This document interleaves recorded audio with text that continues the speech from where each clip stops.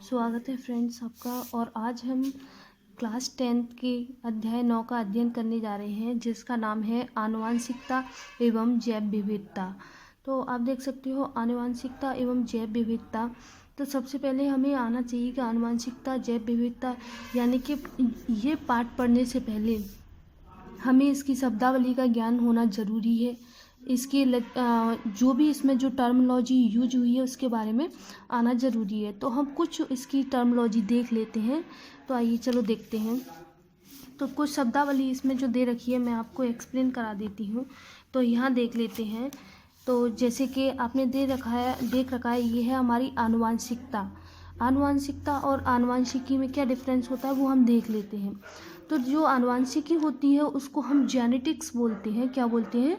Genetics. और genetics क्या है? ब्रांच ऑफ बायोलॉजी की, यानी कि बायोलॉजी की एक शाखा जिसमें हम आनुवांशिकी का अध्ययन करते हैं उसको हम जेनेटिक्स कहते हैं। तो जेनेटिक्स की परिभाषा क्या है? जीव विज्ञान की वह शाखा जिसमें हम आनुवांशिकता एवं विभिन्नताओं का अध्ययन करते हैं, यानी कि the study of heredity and variation one generation to the next या अनदर जनरेशन, यानी कि एक जनरेशन से दूसरी जनरेशन में, यानी कि जीव विज्ञान की वह शाखा जिसमें हम आनुवांशिकता यानी कि वेरिएशन और हेरिडिटी एंड वेरिएशन दोनों का ही अध्ययन करते हैं। ठीक है, तो ये हमारी इसकी जेनेटिक्स का यानी कि आनुवांशिकी का मतलब आपको आना चाहिए। नेक्स्ट है कि आनुवांशिकी यानी कि जेनेटिक्स के पिता किसे कहा जाता है? ग्रेगर जॉन मेंडल को कहा जाता है। फादर ऑफ हेरिडिटी किसको कहा जाता है? ग्रेगर जॉन मेंडल को कहा जाता है। तो आप याद रखना। नेक्स्ट देख लेते हैं हम। इसमें हेरिडिटी क्या है? जो हमारा लेसन का नाम भी इसमें पहले देख रखा है, आनुवांशिकता यानी कि हेरिडिटी। तो हेरिडिटी हमें आना चाहिए। इसकी परिभाषा क्या है? आनुवांशिक लक्षणों का, जो आनुवांशिक लक्षण होते हैं एक पीढ़ी से दूसरी पीढ़ी में जाना आनुवांशिकता है। Transmission of genetic characters from parents two of spring. Parents मतलब माता पिता से, ऑफ स्प्रिंग मतलब बच्चों में जाना, यानी कि एक पीढ़ी से दूसरी पीढ़ी में जाना ही क्या होता है? हेरिडिटी होता है। तो आपको आनुवांशिकता यानी कि जेनेटिक्स और हेरिडिटी में अंतर पता चल गया होगा। तो यहाँ पे जो आनुवांशिकता है यानी कि हेरिडिटी का उदाहरण आप कोई भी ले सकते हो, जैसे बंदर हुआ, मानव हुआ, यानी कि एक पीढ़ी से दूसरी पीढ़ी में जाना। इसकी परिभाषा हम एक और तरीके से दे सकते हैं। इस आनुवांशिक लक्षणों का एक पीढ़ी से यानी कि पीढ़ी दर पीढ़ी स्थानांतरित होना वंशागति या हेरिडिटी कहलाता है। तो अब हमने यहाँ वंशागति और आनुवांशिकता के बारे में, दोनों के बारे में पढ़ लिया। अब हम पढ़ते हैं वेरिएशन। वेरिएशन क्या है? जो हमारे लेसन में दिया हुआ है, विभिन्नता या इसको विविधता के नाम से भी जाना जाता है। तो इसकी परिभाषा क्या है? एक ही जाति और एक ही जनकों की संतानों में समानता होने के बावजूद जो अंतर पाया जाता है उसे विभिन्नताएं कहते हैं। तो विभिन्नता या विविधता, याद रखना, विभिन्नता और या विविधता, ये इसका एक ही मतलब है। ओके, जो आपके आगे आप देख सकते हो चैप्टर में इन वर्डों का यूज हुआ है, जैसे जनन के द्वारा विभिन्नताएं या विविधताएं। तो आपको आना चाहिए कि ये क्या है। तो इसका मतलब है विविधता यानी कि एक ही जाति और एक ही जन के, यानी कि जाति भी होगी और जन के यानी कि माता पिता भी एक होंगे, लेकिन उनकी संतानें उन्हीं की संतानें होने के बावजूद भी उनमें क्या पाया जाता है? अंतर पाया जाता है। आपने देखा होगा कि आपके माता पिता जैसे बिल्कुल हूबहू तो नहीं दिखते, पर कुछ ना कुछ अंतर आप में जरूर पाया दिखते हैं, फिर भी कुछ अंतर पाया जाता है, यानी कि वो अंतर उनमें जरूर, यानी असमानताएं जरूर पाई जाती हैं। उसको हम क्या कहते हैं? विविधताएं कहते हैं। तो ये परिभाषा आप याद रखना ज़रूरी है। अब इसमें हम देख लेते हैं एक और टर्मिनोलॉजी यूज होती है। यहाँ पे वेरिएशन की बात करें तो वेरिएशन दो प्रकार की होती हैं। कौन कौन सी वेरिएशन होती हैं आइए देख लेते हैं। वेरिएशन क्या है? तो हम वेरिएशन के बारे में जान लेते हैं। विभिन्नताएं दो प्रकार की होती हैं। एक होती है सोमेटिक वेरिएशन, यानी कि इनको शारीरिक कोशिका विभिन्नताएं या कायिक को, इसको सोमेटिक मतलब होता है कायिक, शारीरिक। और दूसरी होती है कौन सी? जननिक कोशिकाएं विभिन्नताएं। ओके, तो इनको कायिक कोशिका बोलते हैं, दैहिक भिन्नताएं भी बोलते हैं। इनको जननिक या जनन कोशिका विभिन्नता के नाम से जाना जाता है। अब जो कायिक होती हैं उनको उपार्जित लक्षण के नाम से भी जाना जाता है, ठीक है। ये आनुवंशिक लक्षण के नाम से जाना जाता है। अब इनकी थोड़ा डिफरेंस समझ लेते हैं कि इनमें अंतर क्या होता है। यह शारीरिक कोशिका में से आती हैं। ये कैसी होती हैं? जो शारीरिक होती हैं, शरीर के जो लक्षण होते हैं उनमें देखने को मिलती हैं। और यह जनन कोशिका से आती है। जनन कोशिका मतलब जो हमारे पेरेंट्स से जो गुण आ रहे हैं उनसे ये हमें देखने को मिलती हैं। जैसे कि आपने देखा होगा हमारी जो जनन कोशिकाएं होती हैं वो कौन सी होती हैं? स्पर्म हुआ, जैसे स्पर्म हुआ और ओवम हुआ, यानी कि शुक्राणु और अंडाणु। तो इनसे जो भिन्नताएं आती हैं वो कैसी होती हैं? जननी कोशिकाएं विभिन्नताएं होती हैं। दूसरा देख लेते हैं, ये अगली पीढ़ी में स्थानांतरित नहीं होती हैं। ये अगली पीढ़ी में क्यों स्थानांतरित नहीं होती हैं? क्योंकि यह शुक्राणु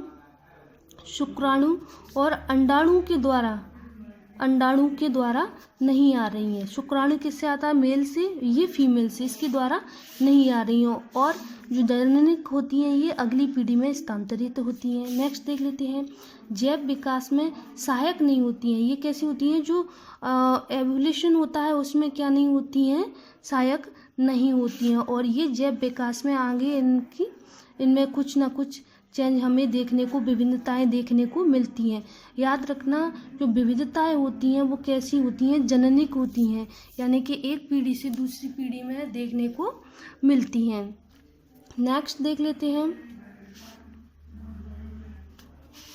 इन्हें उपार्जित लक्षण भी कहा जाता है। उपार्जित मैंने आपको बताया, अगर अंतर पूछ लिया जाए उपार्जित लक्षण और आनुवंशिक लक्षण क्या है तो हम यही अंतर हम उसमें दे सकते हैं। उपार्जित लक्षण भी कहा जाता है, इन्हें आनुवंशिक लक्षण भी कहा जाता है। उपार्जित लक्षण कैसे होता है? जैसे अगर हमने कुत्ते की पूंछ काट दी तो क्या वो अगली पीढ़ी में कुत्ते की पूंछ कटी हुई पैदा होगा? कुत्ता कटी हुई पूंछ का तो नहीं।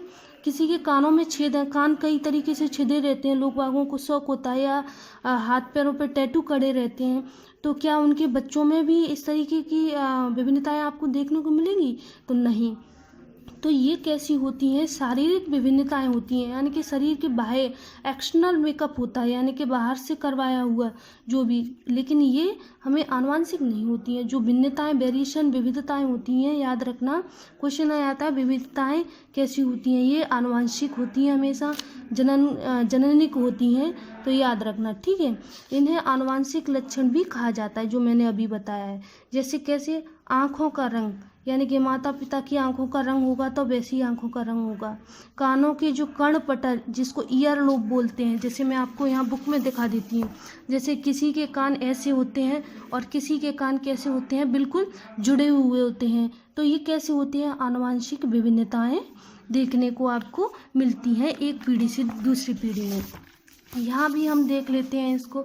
तो जैसे किसी माता पिता में अलग अलग, आपने देखा संतति है इनकी, और इनकी अलग अलग संतति में हमें अलग अलग डिफरेंस दिखाई दे रहा है। किसी की आँख, कान, मुंह, किसी का मतलब एक ही जनक के होने के बावजूद भी हमें क्या दिखाई दे रही है? उनमें अंतर दिखाई दे रहा है। तो इस तरीके है। तो दूसरा वर्ड आता है इसमें जीन। जीन क्या होता है? आनुवंशिक गुणों की इकाइयों को क्या कहते हैं? हम जीन कहते हैं। याद रखना, आनुवंशिक गुणों की इकाइयों को क्या कहा जाता है? जीन कहा जाता है। क्रोमोसोम्स क्या है? क्रोमोसोम की आप डेफिनेशन देख रहे हैं। क्रोमोसोम क्या है देखा जाए तो हेरिडिटी व्हीकल्स है। क्या है? Heredity vehicles. मैं इनको लिख देती हूँ, हेरिडिटी व्हीकल्स। हेरिडिटी व्हीकल्स का मतलब होता है आनुवंशिकता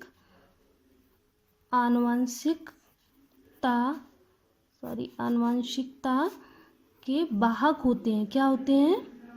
वाहक। आनुवंशिकता के वाहक किसको कहा जाता है? क्रोमोसोम को। अब हम बात करेंगे क्रोमोसोम होते क्या है, इसको हम और आगे डिटेल से पढ़ेंगे, पर मैं यहाँ आपको बता देती हूँ। ये हमारा क्रोमोसोम है, यानी कि जो हमारा डीएनए होता है उसका ही जो बंधा हुआ रूप। देखो डीएनए हमारा बहुत बड़ा होता है, तो उसको एक पीढ़ी से दूसरी पीढ़ी कैसे पहुंचाया जाया है, तो क्रोमोसोम की, यानी कि वो कैसा हो जाता है, बाइंड हो जाता है। बाइंड मतलब बंधा हुआ, कंडेंस्ड फॉर्म में, यानी कि जुड़ के, कैसे, एक अंटे के समान इस तरीके से इसके अंदर ये जुड़ के, किसके अंदर जुड़ के, क्रोमोसोम के रूप में एक पीढ़ी से दूसरी पीढ़ी में इस तरीके से ये हमारा क्या होता है, डीएनए। जैसे कि हमारी ये कोई सेल है और सेल के अंदर क्या है, न्यूक्लियस है, और न्यूक्लियस के अंदर क्या पाए जाते हैं, ये क्रोमोसोम पाए जाते हैं। तो ये जो क्रोमोसोम होता है वो क्या होता है, एक्चुअल में हमारा डीएनए होता है। डीएनए कंडेंस फॉर्म में पाया जाता है, यानी कि सिकुड़े हुए रूप में पाया जाता है, जिससे आसानी से एक पीढ़ी से दूसरी पीढ़ी में जाने में आसानी हो। तो उम्मीद करती हूँ आपको ये समझ में आया हो कि जीन्स किसे कहा जाता है, और जो जीन्स होते हैं जो हमारे क्रोमोसोम पर ही पाए जाते हैं, जो क्या करते हैं, हमारे आनुवंशिक गुणों को ले जाते हैं। जैसे हमारा रंग, किसी की माता के पिता की हाइट बड़ी है, छोटी है, किसी के कानों के, आँखों का रंग, स्किन का रंग, तो इन सब को ले जाने वाले, गुणों को ले जाने वाला क्रोमोसोम के थ्रू कौन ले जाता है, जीन ले जाता है। उम्मीद करती हूँ आपको समझ में आया हो। थैंक्स। इसके आगे का पार्ट हम आगे देखेंगे।